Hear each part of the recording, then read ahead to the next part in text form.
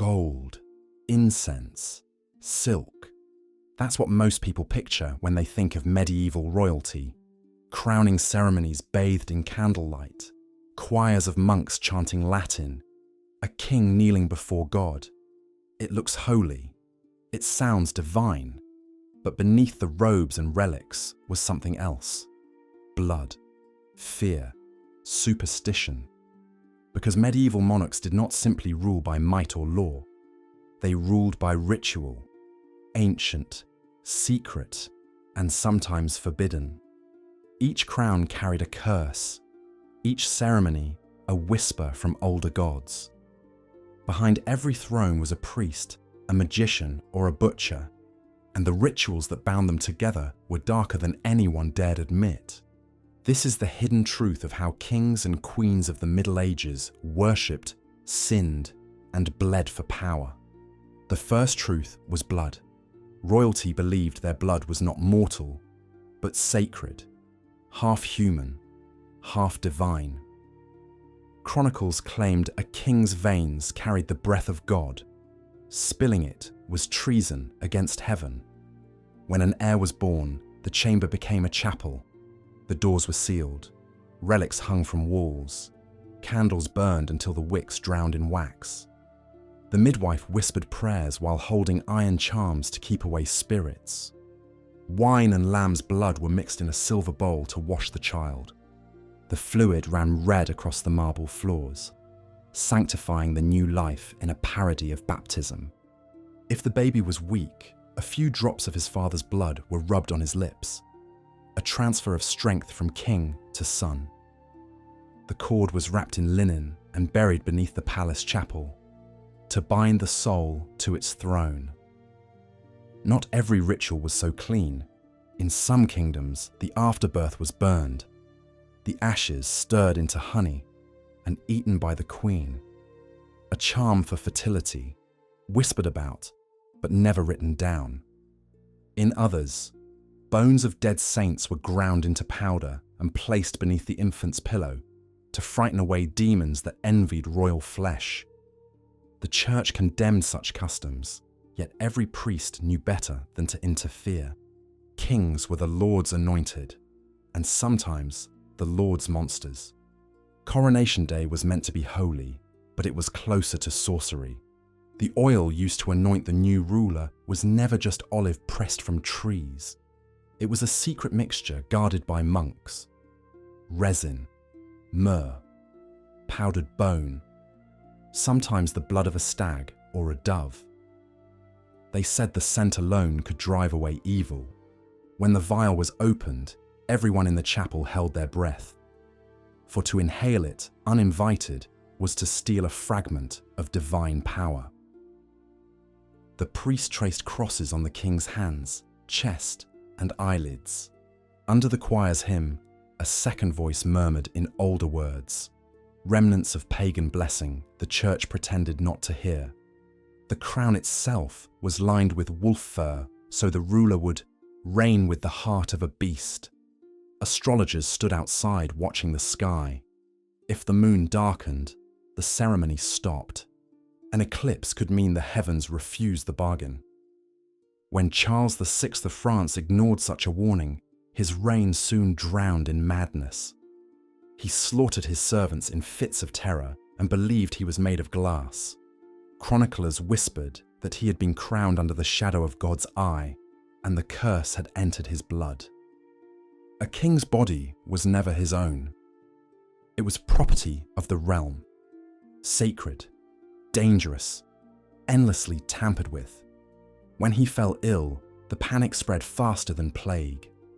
Doctors came bearing relics and razors. Blood was drawn into gold bowls and mixed with wine. The color determined his fate. If it was dark, the body was too earthly. If bright, the divine spark still burned. Priests recited psalms as they cut tiny crosses into the ruler's skin to release sin. When fever persisted, they turned to older remedies, bathing the monarch in bull's blood, burning his hair with herbs, or feeding him potions laced with crushed pearls.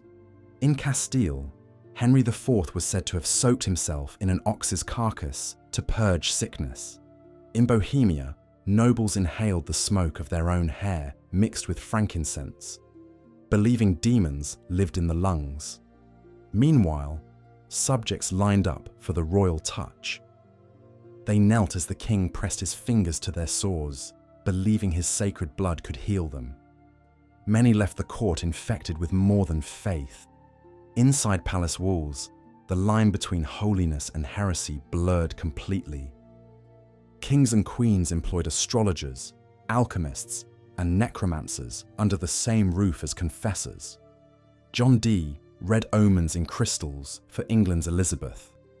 Rudolph II of Bohemia filled Prague Castle with jars of mercury, preserved fetuses, and dissected animals searching for the philosopher's stone. He paid men to melt gold with human fat, to distill immortality from rot. In France, soothsayers floated drops of royal blood in bowls of ink to see if the surface stayed still. Proof of divine favor. When ripples appeared, they said the devil had touched the throne. Some of these seers were rewarded with estates. Others disappeared, their tongues cut out for speaking true. The church raged publicly while secretly employing the same magicians to bless crusades and test relics. Faith and fear walked hand in hand, each feeding the other. Power demanded heirs, and fertility became its own dark sacrament. On royal wedding nights, bishops sprinkled holy water on the bed and blessed the sheets with relics. Witnesses waited outside to hear the first cry of pleasure, proof the union was real. When months passed without pregnancy, the rituals turned desperate. Queens swallowed powders of coral and bone.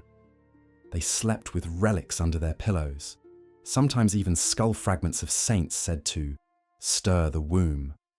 In Hungary, barren couples lay naked on animal hides, candles carved from church wax burning beside them while monks chanted psalms backward to confuse demons of infertility. Chronicles tell of women bathing in milk or blood to summon the seed of kings.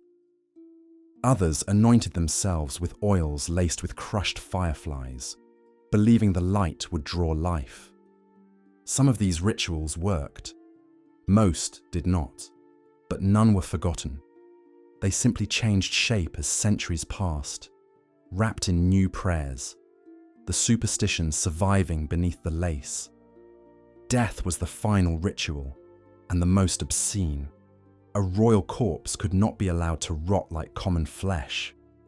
Within hours of death, servants washed the body in wine and vinegar, chanting as they cut it open.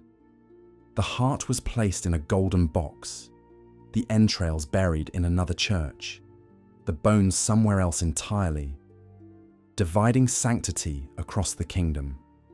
In France and England, bodies were boiled until flesh fell away, the bones whitened and perfumed for display. The water from this grisly broth was poured into rivers said to run blessed. Gravediggers refused to work without iron charms at their necks, fearing the king's ghost would drag them down. When Louis IX died on crusade, his followers mixed drops of his blood with Jordan water and drank it. They called it devotion. It was cannibalism by faith. Even in burial, the monarchy fed on itself, the living taking strength from the dead. Curses clung to crowns like rust to iron. Some kings went mad. Some bled endlessly from wounds that would not heal. Queens dreamed of their own funerals and never woke. Chroniclers wrote of dynasties that withered within a generation after using false relics in coronations. Others blamed poisoned anointing oils or the bones of the wrong saints. But among those who lived close to power, there was another belief, that the crown itself was cursed. A monk in Reims left a line in his diary. The crown is not a gift, but a shackle of gold. It drips with the blood of the first who wore it. Through centuries, that fear persisted. When rulers failed, people said the old gods had reclaimed their due, that the oil, the blood, the vows, all were contracts written in flesh, and every contract must be paid. Walk through the ruined palaces of Europe and you still feel it. The faint scent of incense, the echo of chanting under stone vaults, the metallic taste of something older than faith. These were not holy places. They were laboratories of power, built on superstition, sacrifice, and secrecy. The kings of the Middle Ages ruled in light, but knelt in darkness. They feared curses more than rebellion, sin more than swords. Their rituals promised salvation, but delivered madness. The crowns remain, their jewels cold and perfect. The blood that consecrated them long since turned to dust. But if you walk the corridors of their castles at night, some say you can still smell the oil and the iron that bound man to throne, and throne to damnation. Power in the Middle Ages was never holy. It was a bargain with the dark. This was hidden by time. Subscribe for more stories history tried to bury. Because even behind the light of a crown, the shadows were never far away.